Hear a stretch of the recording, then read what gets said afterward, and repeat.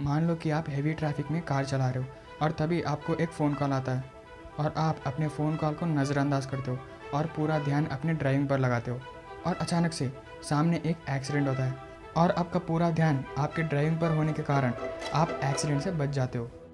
अब इसी सीन को थोड़ा अलग तरीके से बताता हूँ। आप हेवी ट्रैफिक में कार चला रहे थे और तभी आपको एक फ़ोन कॉल आता है और आप उस फ़ोन कॉल को देखने के बाद आपका पूरा ध्यान उस फ़ोन कॉल पे चल जाता है, जिसके कारण आपका एक्सीडेंट हो जाता है। इस दुनिया में तो आप एक्सीडेंट से बच गए, लेकिन शायद कहीं और दूसरे यूनिवर्स में आपके फ़ोन कॉल के कारण आपका एक्सीडेंट हो गया हो और आप बुरी तरह घायल हो गए। हाँ दोस्तों, यहाँ पर मैं बात कर रहा हूँ पैरेलल यूनिवर्सेस का।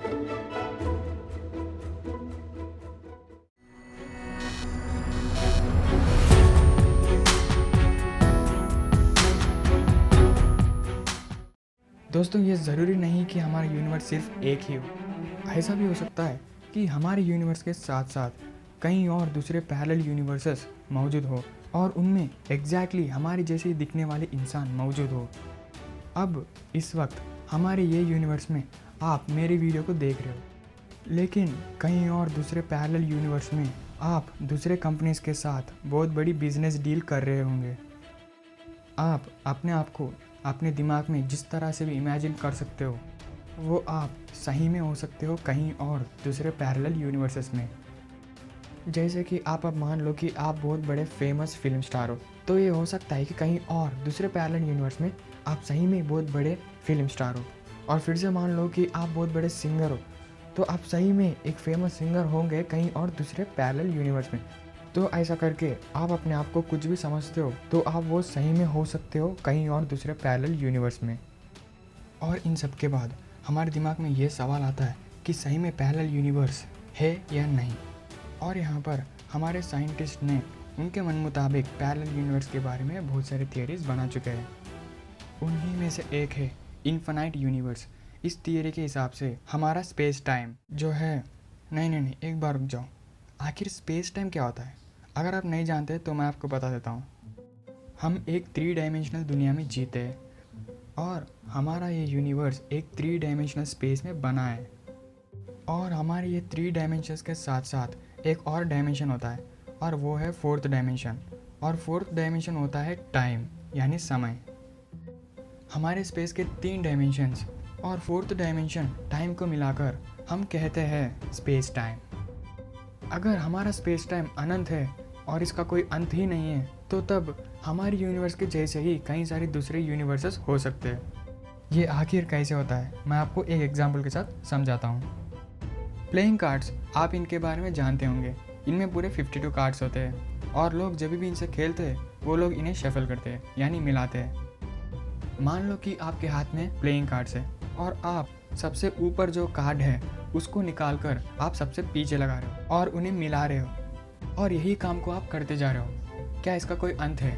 नहीं, इसका कोई अंत नहीं है, क्योंकि ये एक सर्किल की तरह है। अगर आपने अपनी ज़िंदगी भर भी ये काम कर लिया ना, तो ये कभी ख़त्म ही नहीं होगा।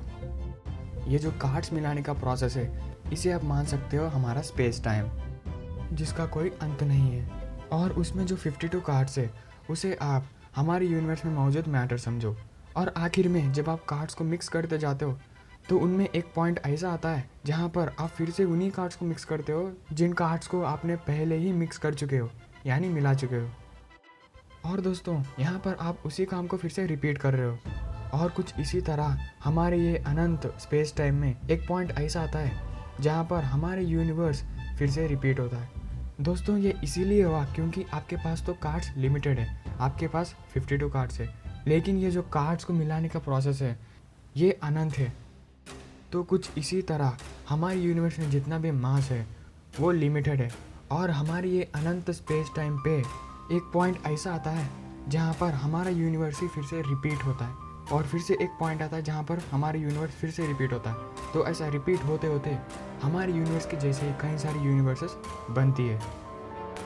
और कुछ इसी तरह पैरेलल यूनिवर्सेस हो सकते हैं एक अनंत स्पेस टाइम पे। और दूसरा थियरी है बबल यूनिवर्सेस। और इस थियरी के हिसाब से जब बिग बैंग हुआ था तो हमारे स्पेस टाइम पे कुछ जगह बहुत तेज़ी से फैल रहे थे, जिनके कारण स्पेसेस क्रिएट हुए और इन्हीं स्पेसेस में यूनिवर्सेस बनती है।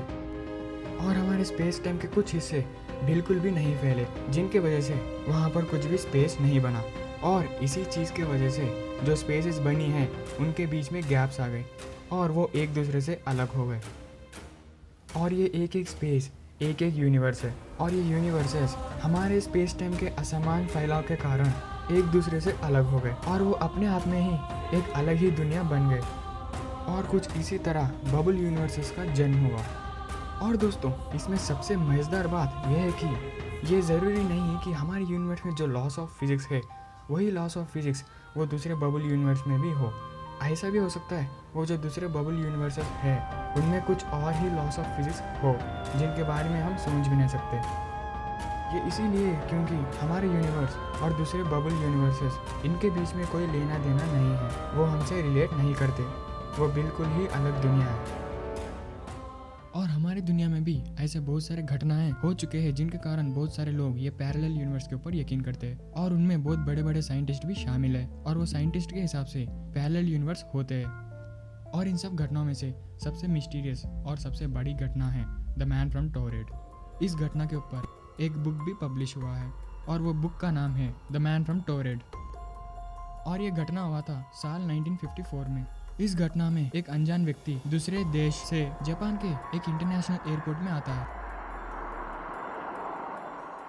और जैसे ही प्लेन में मौजूद सभी पैसेंजर्स नीचे उतरते हैं, वहाँ के सिक्योरिटी एजेंट्स उन सबको चेक करते हैं। उसी चेकअप के दौरान इस सिक्योरिटी एजेंट्स को एक इंसान बहुत अजीब दिखता है और वो सबसे अलग दिखता है, और वो अनजान इंसान दिखने में एक यूरोपियन लग रहा था। और ये सिक्योरिटी एजेंट्स ने उस व्यक्ति को रोका और उसका पासपोर्ट दिखाने के लिए कहा, और वो व्यक्ति अपना पासपोर्ट सिक्योरिटी एजेंट्स को दे दिया। और जब सिक्योरिटी एजेंट्स ने इस पासपोर्ट को देखा, जब से असली प्रॉब्लम शुरू हुआ। उस पासपोर्ट में कंट्री का नाम लिखा हुआ था टोरेड। ये नाम देखने के बाद सिक्योरिटी एजेंट्स परेशान हो गए, क्योंकि वो लोगों ने इससे पहले टोरेड नाम ना ही कहीं देखा है ना ही सुना है, इसलिए वो लोग परेशान हो गए। और सिक्योरिटी एजेंट्स ने उस अनजान व्यक्ति से थोड़े सवाल पूछने लगे, और वो व्यक्ति परेशान हो रहा था क्योंकि उसे कुछ भी समझ में नहीं आ रहा था। बाद में सिक्योरिटी एजेंट्स उस व्यक्ति के सामने एक वर्ल्ड मैप को लाकर रख दिया, और उन्होंने उस व्यक्ति से कहा कि अपना देश इसमें दिखाओ। और उस अनजान व्यक्ति ने अपने देश की लोकेशन को उस मैप पर मार्क कर दिया। उसे देखने के बाद सब जने दंग रह गए, क्योंकि हमारे दुनिया में उस व्यक्ति ने जिस जगह पर मार्क किया है वहाँ पर टोरेड नाम का कोई देश ही नहीं है, बल्कि हमारी दुनिया में उस जगह पर एंडोरा नाम का देश मौजूद है। और ये देश फ्रांस और स्पेन, ये दो देशों के बीच में मौजूद है। और इन सब के बाद हमारे सिक्योरिटी एजेंट्स को ये मामला थोड़ा गंभीर लगने लगा, और सिक्योरिटी एजेंट्स इस अनजान व्यक्ति को इन्वेस्टिगेट करने का निर्णय लिया। और उन्होंने उस व्यक्ति के पास मौजूद पासपोर्ट और दूसरी चीज़ों को एयरपोर्ट के एक सुरक्षित लॉकर में रख दिया, और उस व्यक्ति को एयरपोर्ट के नज़दीक मौजूद एक होटल के रूम में रखा गया, और वो रूम होटल के 6th फ्लोर में था। थोड़ी देर के बाद इन्वेस्टिगेशन टीम उस व्यक्ति को इन्वेस्टिगेट करने के लिए उसके रूम के पास पहुंचा और डोर नॉक किया, और वो रूम के अंदर से कुछ भी रिस्पॉन्स नहीं आ रहा था। इन्वेस्टिगेशन टीम थोड़ी देर इंतज़ार करने के बाद उस डोर को खोलकर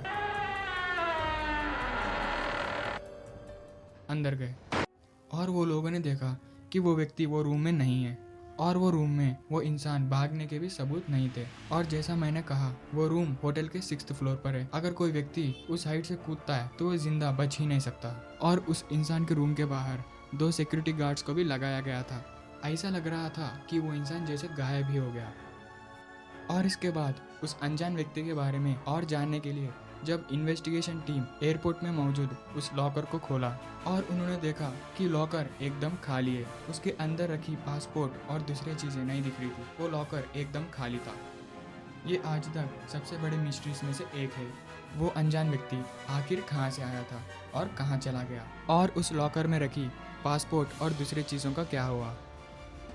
थोड़े साइंटिस्ट मानते हैं कि वो इंसान एक इंटर डायमेंशनल ट्रैवलर है, यानी उनके हिसाब से वो अनजान इंसान थोड़े समय के लिए हमारी दुनिया में आ गया था, और जब उस व्यक्ति को रूम में रखा गया शायद तब वो अपने दुनिया में वापस चला गया हो। हम इंसानों को लगता है कि हम सब कुछ जानते हैं, पर दोस्त ये सिर्फ शुरुआत है। इस पूरे ब्रह्मांड में ऐसी चीज़ें मौजूद हैं जिनके बारे में हम सोच भी नहीं सकते। शायद आगे चलकर फ्यूचर में हमें पैरेलल यूनिवर्स के बारे में और जानकारी मिल सकती है। इसका जवाब हमें फ्यूचर में मिल सकता है।